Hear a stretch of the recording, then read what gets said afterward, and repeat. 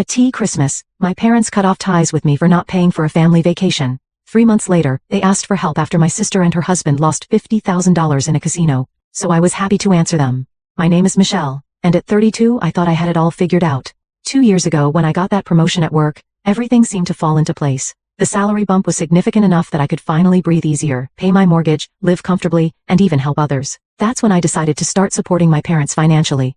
Michelle, honey, you don't have to do this, Mom said when I first told her about setting up the monthly transfers. Mom, I'm making good money now, and I want to help, I replied, already pulling out my phone to set up the automatic payment of $1,500 in my banking app. Dad stood there, his eyes glistening with pride and what I thought was gratitude. We raised a good one, Sarah, he said to Mom, putting his arm around her shoulders. Those first few months were heartwarming. Every time the money hit their account, they'd call to thank me. Mom would go on about how blessed they were to have such a thoughtful daughter. And Dad would crack jokes about having a sugar daughter instead of a sugar daddy. We'd laugh, and I'd feel good about being able to help the people who raised me. But you know how they say no good deed goes unpunished? Well, I was about to learn that lesson the hard way. It started small. The thank you calls became less frequent, then stopped altogether. I didn't mind at first, it had become routine after all. But then the requests started coming in. Michelle, sweetie, Mom called one day. Our coffee maker just broke down. You wouldn't believe the noise it made. We were wondering if you could help us get a new one? Of course, I said yes. It was just a coffee maker, right? But then came the iron, and after that, the washing machine. Each request bigger than the last, each one accompanied by increasingly elaborate stories about why they needed it right now. I still remember the day I finally spoke up. I had just finished a particularly stressful week at work, and Mom called about wanting a new smart TV. Mom, I said, trying to keep my voice gentle, I need you to understand something. I'm not printing money in my basement, I'm earning it. And while I love helping you guys, I think we need to slow down with the purchases. The silence on the other end of the line was deafening. I see, Mom finally said, her voice ice cold. Well, I wouldn't want to burden you with our needs. The line went dead before I could respond. The silence that followed was unlike anything I'd experienced with my family before. Weeks passed without a single call or message from my parents. The traditional Sunday dinners I'd grown up with suddenly stopped, and my invitations went unanswered. Thank God for my sister Amy. At 27, she'd just gotten married to her longtime boyfriend James, in a beautiful ceremony that I'd helped pay for. She became my only window into our parents' world during those silent months. You won't believe this, Amy said during one of our phone calls, barely containing her laughter. Mom and Dad are acting like you've committed some terrible crime. They keep going on about how you abandoned them just because you wouldn't buy them a TV. Are you serious? I couldn't help but laugh too. A TV. You'd think I'd refuse to donate them a kidney or something. I know, right? But you know how they can be. Remember when I didn't call them for 3 days during my honeymoon? Mom acted like I'd moved to Mars. As Thanksgiving approached, I decided enough was enough. Armed with homemade apple pie, Dad's favorite, and carefully chosen gifts, I showed up at their doorstep unannounced. The moment Mom opened the door, I saw the conflict in her eyes, the lingering hurt battling with the natural instinct to welcome her daughter home. Dad appeared behind her, and after a moment's hesitation, they let me in. Amy and James were already there, sitting in the living room, and the atmosphere was tense for about 5 minutes before the familiar warmth of family started seeping back in. Over turkey and stuffing, the conversation flowed easier than I'd expected. Then Dad cleared his throat and dropped what seemed like an exciting bomb. We've been thinking, he said, looking around the table. What if we all went to Europe early next year? Germany specifically, after Christmas. Mom's eyes lit up. Oh yes. We've been planning it with Amy and James. Michelle, you should come too. It would be wonderful to have the whole family together. I sat there, fork midway to my mouth, considering the idea. A family trip to Europe? Despite our recent discord, the thought was appealing. After a couple of minutes of mental calendar checking, I nodded. You know what? That sounds great. I could use a vacation. The rest of the evening was spent discussing potential destinations in Germany, with Mom pulling out her iPad to show various tourist spots she'd been researching. For the first time in months, it felt like we were a real family again. That night driving home, I felt optimistic. The next day, I requested 2 weeks off work for February, already excited about the prospect of exploring German cities with my family.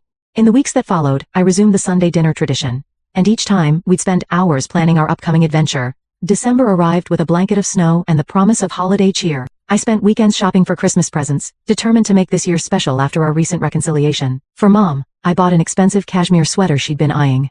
Dad got the latest model of his favorite smartwatch. For Amy and James, I picked out a high-end coffee machine for their new house. When Christmas Eve arrived, I took a taxi to my parents' house, my arms loaded with carefully wrapped packages. The house looked festive, with twinkling lights outlining the windows and a wreath on the door. Amy's car was already in the driveway. Merry Christmas. Mom greeted me with a hug that felt almost like old times.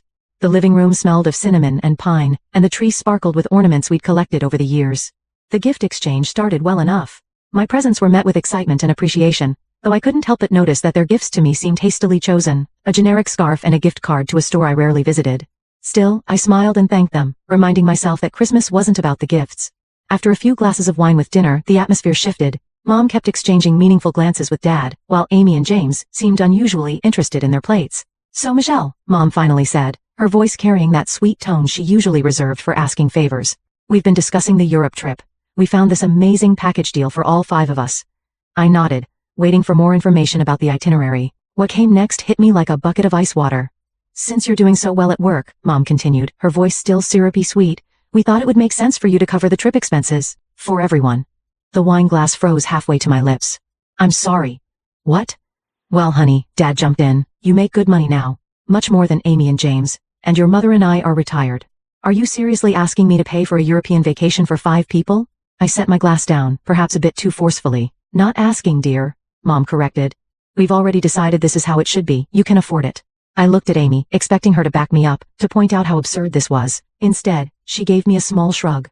"We did discuss this," she said. "It makes the most sense, Michelle. You're the one with the big salary." "This is insane," I said, pushing my chair back from the table. "I'm happy to pay for my own trip, but I'm not bankrolling a European vacation for the whole family. Do you have any idea how much that would cost?"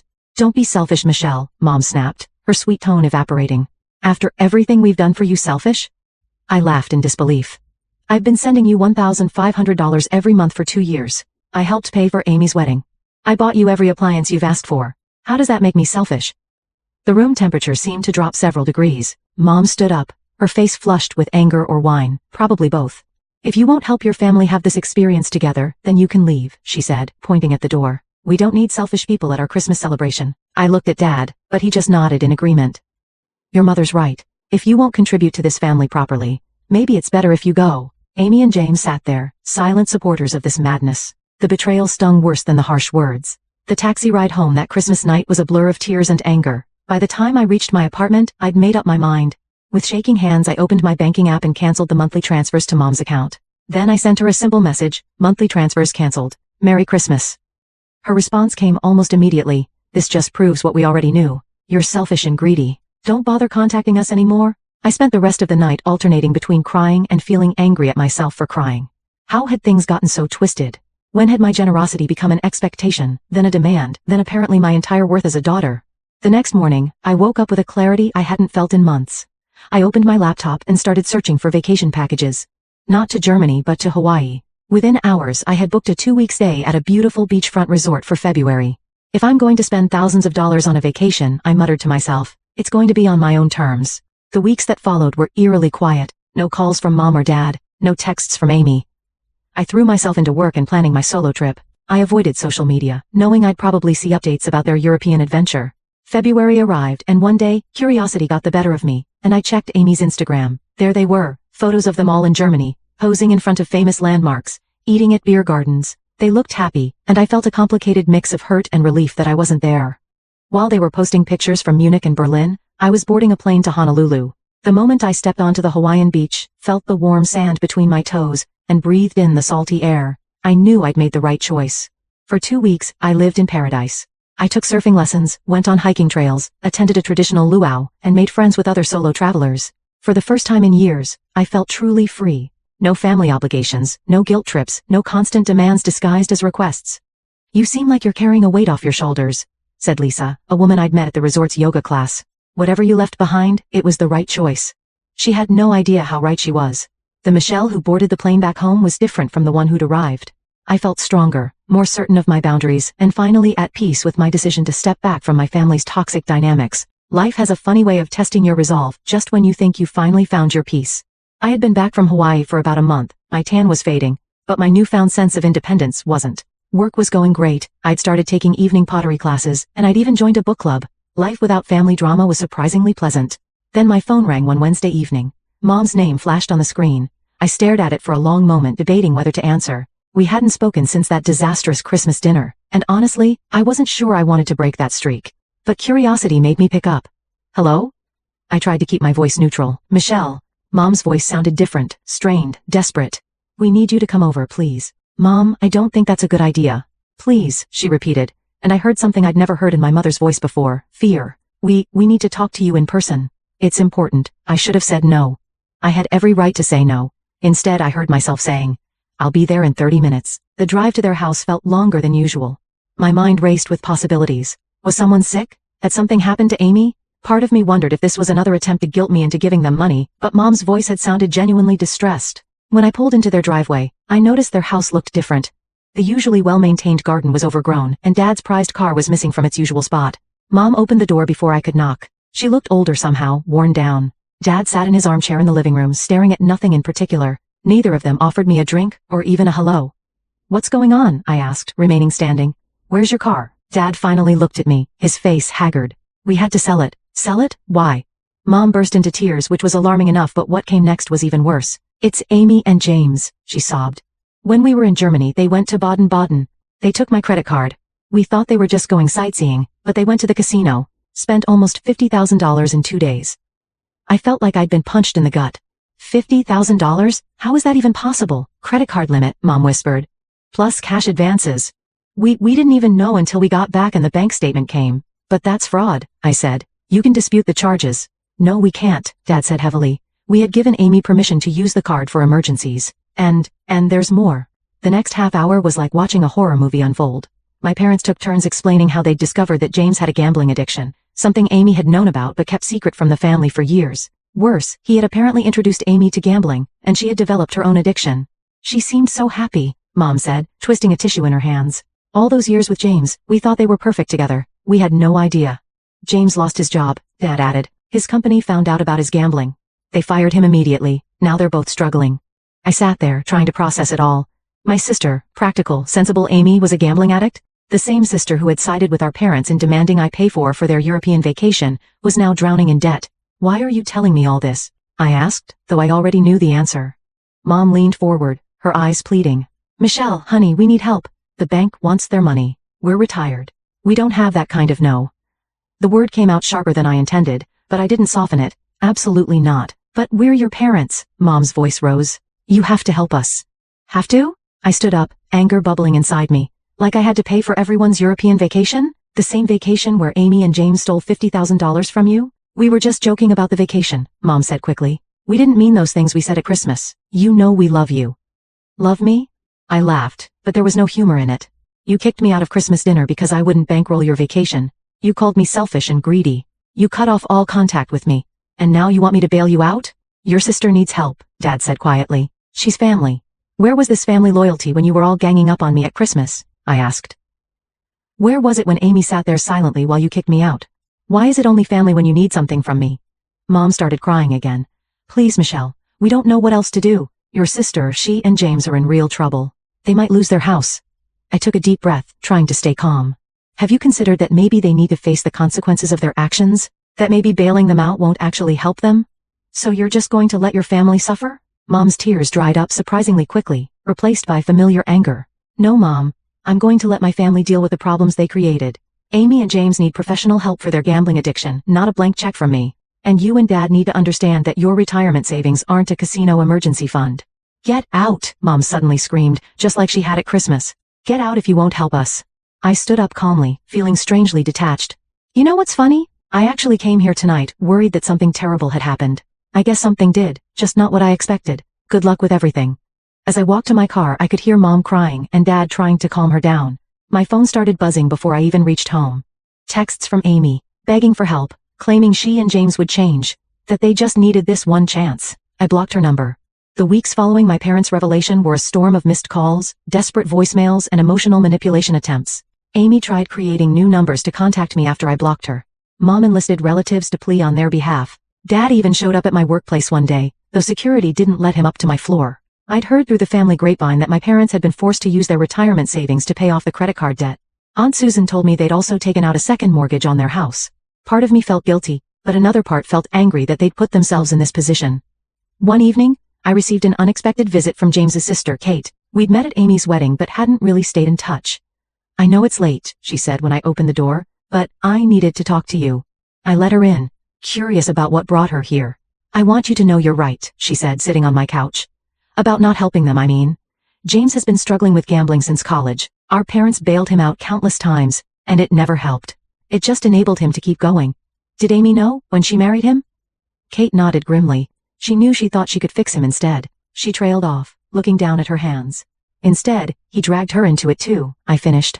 They'd been to casinos all over the country, Kate revealed. Our parents lost their beach house paying off his debts 2 years ago. Now your parents are in the same boat. It needs to stop. After Kate left, I sat in my darkened living room for a long time, thinking about patterns of behavior and the way love can blind us to truth. My parents had always played favorites with Amy, the pretty one, the social one, the one who married young and seemed to have it all together. Now their golden child had brought their world crashing down, and they still couldn't see that throwing money at the problem wouldn't fix it. The next day, I did something I'd been considering for a while. I researched gambling addiction support groups and treatment centers. I compiled all the information into an email and sent it to my parents, Amy and James. I included contact information for financial advisors who specialized in debt management and bankruptcy law. Mom's response came within minutes. We don't need this. We need you to help your family. I deleted the email without responding. A year has passed since that fateful Christmas dinner that changed everything. In that time I've learned more about family dynamics and personal boundaries than I ever wanted to know. I've also learned that sometimes the hardest choices are the right ones. Through various relatives and mutual friends, I've kept tabs on my family's situation. Mom and Dad eventually managed to pay off the credit card debt, but it cost them their retirement comfort. They had to downsize to a smaller house, and both took part-time jobs to supplement their reduced retirement income.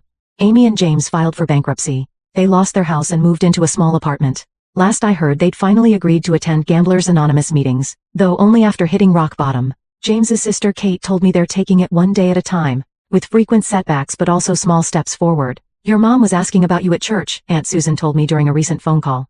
She misses you. I miss her too, I admitted. But I can't go back to the way things were. And that's the truth. I do miss my family, not the people they became when money got involved, but the people they were before. I miss Sunday dinners that didn't come with strings attached. I miss my little sister who used to call me for advice about everything. I miss my parents who used to be proud of me for who I was, not what I could give them. But I don't miss the guilt trips, the manipulation, the constant demands disguised as requests. I don't miss being treated like an ATM with legs. I don't miss having my generosity taken for granted and then thrown back in my face as an obligation. My life has changed in unexpected ways since setting boundaries with my family. I've advanced further in my career, focusing my energy on professional growth instead of family drama. I've strengthened friendships that I had neglected while trying to keep up with my family's demands. I've even started dating again. Something I hadn't had time for when every spare moment was consumed by family obligations. Last week, I received a letter from Mom. Unlike her previous messages, this one wasn't asking for anything. Instead, it contained something I hadn't expected, an apology. It wasn't perfect. She still tried to justify some of their actions, but it was a start. We were wrong, she wrote. We took advantage of your generosity and lost sight of what really matters. We lost you. I haven't responded yet. I'm taking my time considering what kind of relationship I want with my family moving forward. I know now that I can love them without enabling them, that I can care about them without being responsible for them. Yesterday, I was going through some old photos and found one from that last Thanksgiving before everything fell apart. We all looked so happy, planning our European adventure, not knowing how it would all unravel. Sometimes I wonder what would have happened if I had given in and paid for that trip. Would it have prevented the casino disaster? Or would it have just been another step in the pattern of enabling that led us here? But then I remember what my therapist told me. You're not responsible for other people's choices. You can only be responsible for your own. So, that's what I'm doing. Making my own choices, living my own life, and finding peace with the fact that sometimes the best thing you can do for the people you love is to stop protecting them from the consequences of their actions. The money I used to send to my parents now goes into my own retirement account, and a charity that helps families affected by gambling addiction. Sometimes the best way to help others is to make sure you're standing on solid ground yourself.